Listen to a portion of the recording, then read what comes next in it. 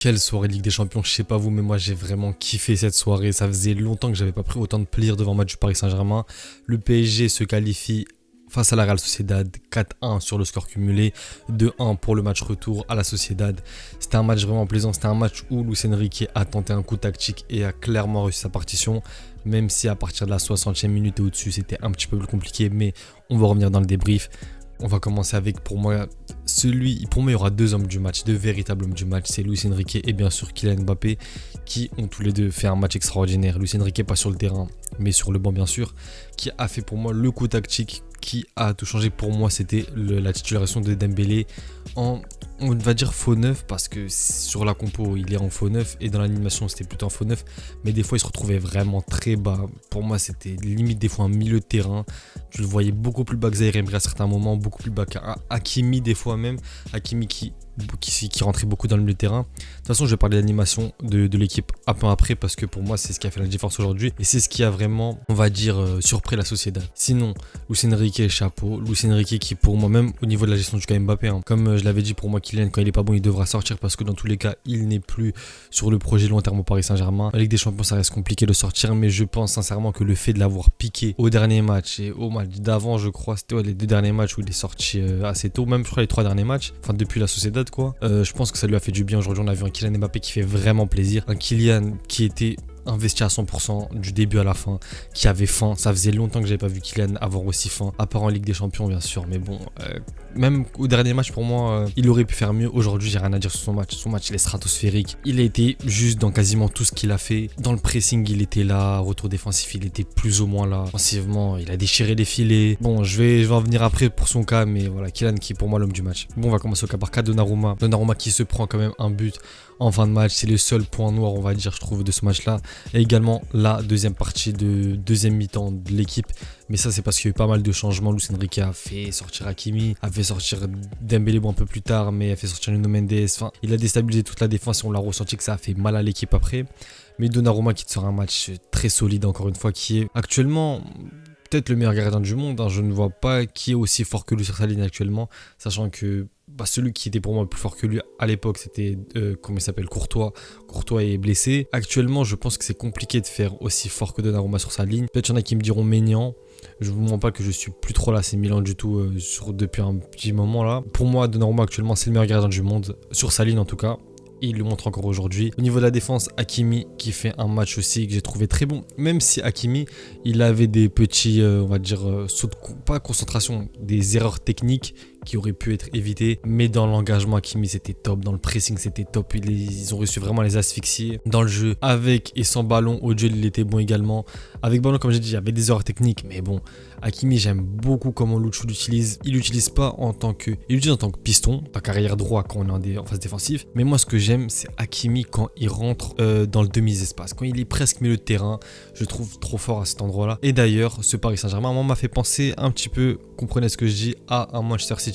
Avec une grosse quantité de joueurs au milieu de terrain. Il y avait Ruiz, Vitinha, Zaïre Emery, Dembélé, Hakimi au milieu de terrain, 5 joueurs, et des fois tu pouvais même rajouter Nuno Mendes. Ça veut dire qu'il y avait plus de la moitié de l'équipe au milieu de terrain, et c'est le style de jeu Guardiola un petit peu à City. City, quand tu vois, ils ont un milieu de terrain très très dense, avec Walker qui monte à l'époque, avec Cancelo, avec un Mahrez qui rentrait beaucoup, qui allait s'intégrer dans le milieu de temps en temps, avec De Bruyne, Alvarez, tout ça, Foden et tout. Ils ont un milieu de terrain immense City quand ils jouent, et je pense que c'est un peu de ça qui s'est inspiré. Après tout le monde s'inspire de Guardiola, mais je pense qu'Enrique quand même il a un petit peu joué sur ça. D'ailleurs le fameux faux neuf c'est qui également? C'est Guardiola. On voit qu'Arteta ça marche très bien pour lui. Plutôt je veux dire Arteta à Arsenal et Haaland à City. Bon aujourd'hui voilà, Guardiola il a Haaland, mais Arteta joue avec un faux neuf. City a joué pendant plusieurs années avec un faux neuf également, et ça plutôt bien fonctionné pour eux, même s'ils ont pas pris la Ligue des Champions. En première ligue ça a très bien marché. Je passe à la défense. Pour moi Lucas Hernandez, patron, rien à dire, sincèrement j'ai pas grand chose à dire sur son match. On a senti le manque de Lucas Hernandez une fois qu'il est passé sur le côté gauche, en arrière gauche, la sortie d'Hakimi et l'entrée de Mukiele. Hernandez pour moi c'est le patron en défense cette année, même quand il y a Marquinhos, même quand il y a qui tu veux, pour moi c'est le patron incontestable en défense. Lucas Beraldo que je trouve très très très fort. Et moi je me suis dit, surtout sur ce match là, moi j'avais déjà dit que Beraldo pour moi c'est un mec, c'est un 2003 si je me trompe pas, 2003 ou 2002, Il vient du Brésil, il sort d'une saison au Brésil qu'il a fini. Il arrive au Paris Saint-Germain, il arrive, Skriniar se blesse, il joue à gauche, il se fait beaucoup critiquer, replacé dans l'axe, et il est tout simplement extraordinaire.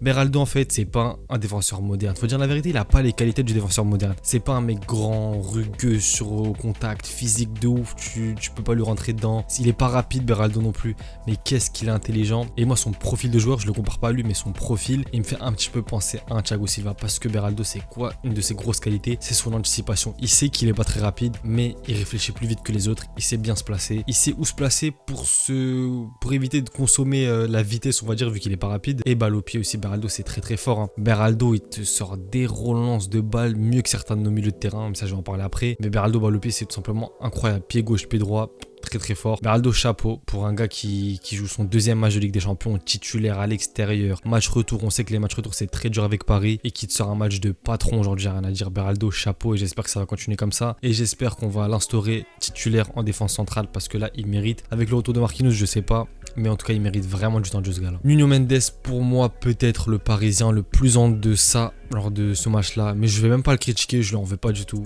Il revient d'une très longue blessure, quasiment un an sans jouer, tu le mets dans un quart de finale. Pour moi c'était un bon choix de le mettre, hein. Mais on voit que même techniquement il y avait beaucoup d'erreurs qu'il n'avait pas l'habitude de faire. Dans le placement des fois c'était bizarre, dans les dégagements des fois il faisait des trucs bizarres. Je vais pas m'attarder sur son cas parce que pour moi ça sert à rien. Un an de blessure, qu'est-ce que je vais lui tomber dessus. Il a tenu la baraque, faut dire la vérité, coup bon on l'a pas vu si dangereux que ça. Même si, en fait là je compare par rapport au Nuno d'avant, c'est pas du tout le même niveau qu'il affiche à l'époque. Mais encore une fois, c'est anecdotique on va dire. En plus le match s'est bien déroulé au final. Mais dans tous les cas, je peux pas lui tomber dessus après un an de blessure. C'est psychopathe de faire ça. Au niveau du milieu de terrain, Zaïre Emery qui fait un match solide. En fait Zaïre Emery, tu peux pas dire qu'il fait un mauvais match. Je parle en temps normal, pas que ce match là. Zaïre Emery, tu peux rarement dire qu'il fait un mauvais match. Mais il va pas non plus te faire des matchs exceptionnels. Mais il est très bon. En fait il est juste très bon tout le temps. Et il a un niveau de régularité qui est hors norme pour un mec de son âge. Zaïre Emery qui est au niveau de l'impact. Moi c'est ça qui me choque le plus avec lui. C'est au niveau de la percussion. Quand il prend la balle, qui va percuter balle au pied. Au niveau de la passe, on l'a pas tant vu que ça sur ce match-là. J'ai pas trop de souvenirs de passes de Zaïre Emery qui m'ont vraiment sauté aux yeux. Mais au niveau de la percussion, quand il prend la balle et qu'il monte, et c'est très fort. C'est très fort Zaïre Emery. Et au niveau de l'impact physiquement, il va avoir 18 ans et il est déjà galbé comme un daron. Zaïre Emery très fort.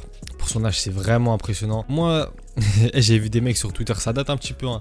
Mais oui, il a rien d'exceptionnel, il a rien de truc. Parce que c'est pas un joueur où tu peux faire des compilations. Moi je sais pas, vraiment pour moi c'est de ne pas aimer le football ou ne pas le comprendre ou juste ne pas regarder les matchs, dire que Zaïre Emery est un joueur neutre ou je ne sais quoi. Pour moi il est très fort. Maintenant je vais passer à Vitinha, un gars que je critique et je trouve toujours que j'ai raison au niveau des critiques. Pour moi Vitinha ça reste pas un titulaire au Paris Saint-Germain. C'est dans un Paris Saint-Germain avec un gros milieu de terrain, avec des top players au milieu, Vitinha est dans la rotation et pour moi c'est sa place au PSG. Mais force est de constater que quand il joue 6 il est bon. Le problème avec Vitinha, et pour moi, ça va rester comme ça parce que je vois pas vraiment d'axe d'amélioration, même par rapport à l'année dernière. Vitinha, c'est un mec, je ne sais pas s'il a peur ou peut-être juste il est comme ça, c'est son style de jeu. Il va jamais te faire de passe vers l'avant. Beraldo casse plus de lignes que Vitinha, alors que Beraldo est un défenseur central. Et moi, c'est ce qui me dérange le plus avec Vitinha. Mais quand il est 6, on lui demande pas de créer le jeu, on lui demande pas d'être créatif. Il a vraiment un rôle, on va dire, plus resserré quand il est 6. Il va vraiment être juste à la première passe. On va pas lui demander de casser des lignes ou quoi. Et même quand il a joué 6, il a beaucoup joué en arrière. Pour moi, Vitinha, son meilleur poste actuellement, c'est quand il joue 6. Parce que quand il joue plus haut, je sais pas si c'est un blocage, c'est un manque de personnalité, un manque de confiance. Mais quand il joue plus haut, en fait, il apporte rien. Juste, il va jouer en arrière. Alors qu'en 6, j'ai vraiment apprécié ce match-là. Je trouve qu'il a fait un très bon match. Pour moi, Vitinha, ça reste limité au top niveau si on compte sur lui pour faire la création du jeu. Fabien Ruiz également, il a fait un bon match, hein. Un match solide de sa part. Je m'attendais pas à ça de sa part. Après, bon, c'était pas un match incroyable, hein, mais c'était un match solide. Genre vraiment un très bon match. Enfin, quand je dis pas incroyable, j'abuse. Vraiment, j'abuse quand je dis ça. Il a fait son match, faut que j'arrête de chipoter pour rien. Mais voilà, Fabien Ruiz, je l'attendais pas à ce niveau-là. Surtout dans un 8e retour de Ligue des Champions, même si on avait on va dire, on était bien parti. Il a fait son match, faut souligner ça. Techniquement, ça reste bon, Fabien Ruiz, hein. Il a un très bon pied gauche et il a une très bonne qualité de passe. Donc au respect, il a fait un bon match. Ousmane Dembélé qui pour moi était la clé du match aujourd'hui.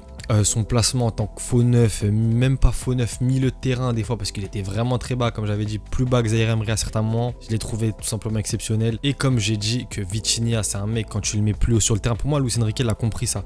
Vitinha tu peux pas le mettre très haut sur le terrain parce qu'il a peur de casser des lignes, il a peur d'envoyer des balles en profondeur. Dembélé il lui en a fallu d'une seule, la passe pour Mbappé au tout début du match. Je te jure, ça veut dire que je fais une fixette sur Vitinha, mais je suis juste objectif et c'est la vérité. J'ai dit qu'il a fait un bon match en 6 aujourd'hui, mais plus haut, j'aime pas du tout. Pour moi, il a pas le niveau pour jouer plus. Il a pas assez de créativité, pas assez d'audace, pas assez de personnalité. Dembélé, il en a fallu d'une seule, une passe au profondeur que Vitinha n'aurait pas fait.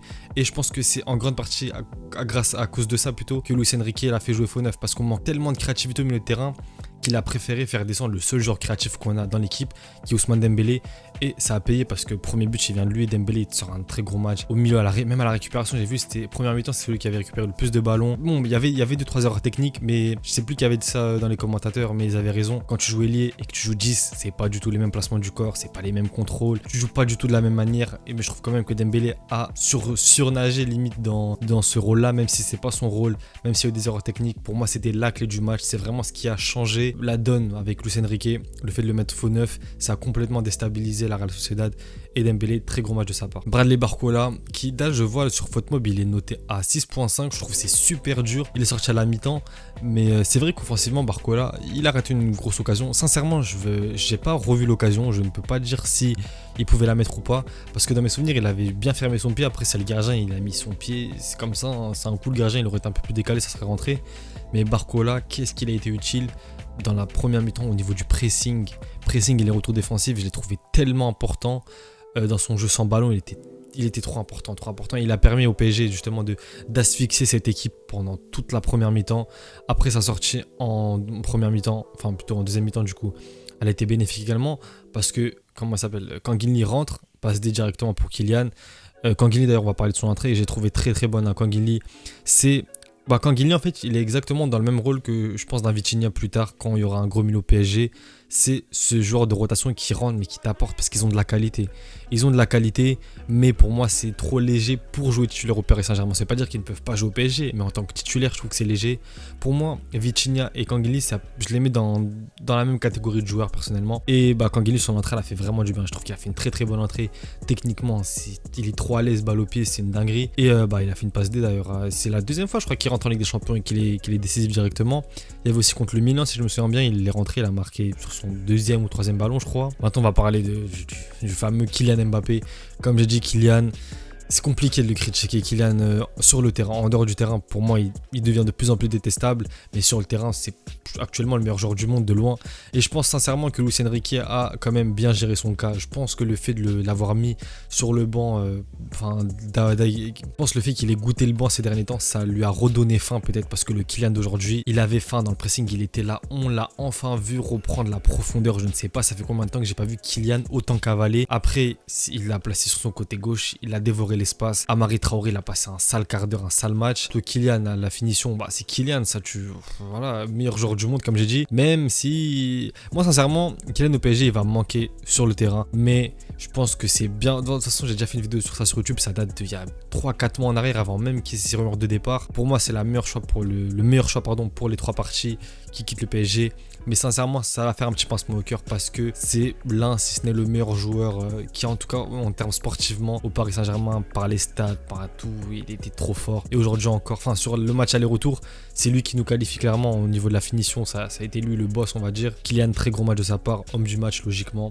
Et qui sort encore une fois une prestation XXL en LDC. Mais qu'est-ce que ça va faire mal Mbappé au Real. La Ligue des Champions, ça a l'air d'être sa compétition et la compétition du Real, ça la Ligue des Champions. Les deux ensemble, ça va faire très très très mal. Après niveau des entrants, j'ai pas tellement de choses à dire. Là, Ugarte, Mukiele, Colomani, Soler, pas grand chose à dire. Mukiele, parce que à partir du moment où Mukiele, Ugarte, tout ça sont rentrés, c'est quand Paris encaissait un peu plus, vu justement de tous ces changements qui ont fait que. Sinon, très très gros match. Moi, j'étais content. Ça faisait longtemps que j'avais pas kiffé comme ça devant un match du Paris Saint-Germain. Ça faisait longtemps que j'avais pas regardé mon téléphone pendant un match. J'étais vraiment focus sur tout le match parce que c'était beau ce qu'on voyait. Dites-moi ce que vous en avez pensé. Dites-moi si vous êtes d'accord avec mon analyse ou pas. Est-ce que j'ai oublié des trucs? Je pense pas. J'ai un peu survolé. Après, c'est compliqué de faire une analyse à chaud directement et de ne rien oublier. On s'attrape pour une prochaine vidéo. A plus les mecs.